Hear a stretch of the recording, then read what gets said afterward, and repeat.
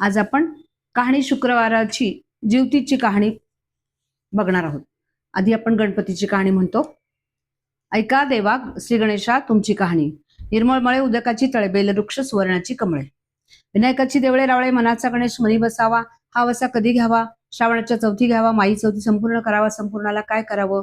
पशा पायलीचं पीठ कांडावे। 18 लाडू करावे। 6 देवाला द्यावे। 6 ब्राह्मणाला द्यावे। 6चे सहकुटुंबी भोजन करावे। अल्पदान महापुण्य असा गणराज मनी दाहीजे मनी पाविजे चिंतीला लाभिजे मन कामना कार्यसिद्धी निर्विघ्न करीजे। ही 60 उत्तराची कहाणी 5 उत्तरी सुफळ संपूर्ण। आता आपण शुक्रवाराची जीवतीची कहाणी दर शुक्रवारी 4 शुक्रवारी आपण जे म्हणतो ते मी सांगते आहे। कहाणी शुक्रवाराची जीवतीची। एक आपलं आटपाट नगर होतं। तिथे एक गरीब ब्राह्मण राहत होते। तो फार दरिद्री होता। त्याची बायको शेजारणीच्या घरी एके दिवशी बसायला गेली। तिनं आपल्या गरिबीचं गाणं गायलं। शेजारणीनं तिला शुक्रवाराचं व्रत करायला सांगितलं। गरीब बाईनं विचारलं ते कसं करायचं? ती म्हणाली, बाई शुक्रवाराचं व्रत कर। हे शुक्रवार तू श्रावण मासापासून धर। सारा दिवस उपवास करावा। संध्याकाळी सवाष्णीला बोलवावं। तिचे पाय धुवावे। तिला हळदी कुंकू द्यावं। तिची ओटी भरावी। साखर घालून दूध प्यायला द्यावं। भाजलेल्या हरभऱ्याची खिरापत वाटावी। नंतर आपण जेवावं। याप्रमाणे वर्षभर करून त्याचं उद्यापन करावं। ती गरीब बाई घरी आली। देवाची प्रार्थना केली। शुक्रवाराचं व्रत करू लागली। त्याच गावात तिचा भाऊ राहत होता। तो एके दिवशी सहस्र भोजन घालू लागला। साऱ्या गावाला आमंत्रण केलं। बहिणीला काही बोलावलं नाही। का? तर ती गरीब। तिला बोलावलं तर लोक हसतील। पुढे दुसऱ्या दिवशी मारे भावाकडे ब्राह्मणांचे थवेच्या थवे येत आहेत। पोटभर जेवित आहेत। बहिणीनं विचार केला की आपला भाऊ सहस्र भोजन घालतो आहे। बोलावणं करायला विसरला असेल तर आपल्याला भावाच्या घरी जायला काही हरकत नाही असा मनात विचार करून सोळं नेसली। बरोबर मुलांना घेतलं आणि भावाच्या घरी गेली। पुष्कळ पानं मांडली होती। एका पानावर जाऊन बसली। शेजारच्या पानावर मुलांना बसवलं। सर्व पानं भरली। सारं वाढणं वाढलं तेव्हा तिच्या भावानं तूप वाढायला घेतलं। वाढता वाढता हिच्या पानाशी आला। ही खाली मान घालून बसली होती। तिला हाक मारली, ताई ताई तुला वस्त्र नाही, पात्र नाही, दागदागिने नाही। तुझ्याकडे पाहून सर्व लोक मला हसतात। यामुळे मी तुला काही बोलावलं नाही।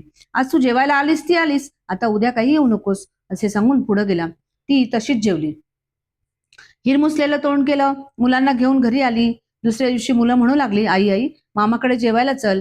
बहिणीने विचार केला, कसं झाला तरी आपला भाऊच आहे। बोलला म्हणून काय झालं?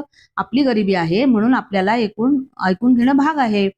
आजचा दिवस आपला बाहेर पडला तितकाच फायदा झाला असं म्हणून त्याही दिवशी भावाकडे जेवायला गेली। पहिल्या दिवसाप्रमाणे रिकाम्या पानावर बसली। जवळ आपल्या मुलांना बसवलं। भाऊ तूप वाढता वाढता हिच्या पानापाशी आला। ही खाली मान घालून बसली। भावाने तिला हाक मारली, ताई ताई तू भिकारडी तर भिकारडी आणि सांगितलेलं ऐकत नाहीस। जेवायला येऊ नकोस म्हणून काल सांगितलं। आज आपली निर्लज्जासारखी पोरांचं लेंडार घेऊन आलीस। आज आलीस तर आलीस, उद्या आलीस तर हात धरून घालवून देईल।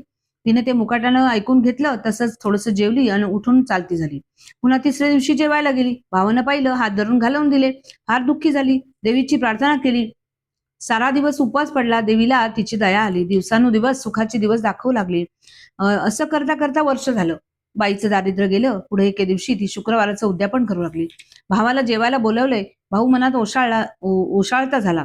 बहिणीला म्हणू लागला, ताई ताई तू उद्या माझ्या घरी जेवायला ये। नाही काही म्हणू नकोस, घरी काही जेवू नकोस। उद्या जर तू आली नाहीस तर मी काही तुझ्या घरी येणार नाही। बहिणीनं बरं म्हटलं। भावाच्या मनातलं कारण जाणलं। दुसऱ्या दिवशी लवकर उठली। वेणीफणी केली। दागदागिने लायली। उंची पैठणी नेसली। भावाकडे जेवायला गेली। तो भाऊ वाट पाहतच होता। ताई आली तसा तिचा हात धरला। पाटावर बसवली। पाय धुवायला ऊन पाणी दिलं। पाय पुसायला फडकं दिलं। इतक्यात जेवायची पाने मांडली। ताईचं पान आपल्या शेजारी मांडलं।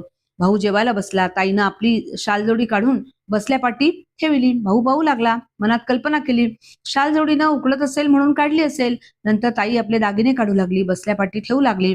भावानं विचार केला, जड झाले म्हणून काढीत असेल। नंतर ताईने भात कालवला। मोठासा घास केला। तो उचलून सरीवर ठेवला। भाजी उचलून ठुशीवर ठेवली। लाडू उचलून चिंचपेटीवर ठेवलं। जिलबी उचलून मोत्यांच्या पेंड्यावर ठेवली। भावाने विचारलं, ताई ताई हे काय करतेस? ती म्हणाली, मी करते हेच बरोबर आहे। भाऊ जिला तू जेवावयास बोलावले आहेस तिलाच मी भरवते आहे। भाऊ काही समजेना। त्यानं तिला पुन्हा विचारलं, अगं ताई तू आता जेव तरी। तिनं सांगितलं, बाबा हे माझं जेवण नाही, या दागिन्यांचं जेवण आहे। माझे जेवण होतं ते मी सहस्र भोजनाच्या दिवशी जेवले। इतकं ऐकल्यावर भाऊ मनात ओशाळला व तसाच उठला। बहिणीचे पाय धरले। झाल्या अपराधाची क्षमा मागितली. बहिणीनं क्षमा केली. नंतर दोघे जण जेवली. मनातली अडी काढून टाकली. दोघांनी देवीचे आभार मानले. भाऊ बहिणीकडे जेवायला गेला. तिला आनंद झाला. देवीनं तिला समर्थ करून आनंदी केलं. तसं तुम्हा आम्हास करो ही 60 उत्तराची कहाणी 5 उत्तरे सोपं संपूर्ण.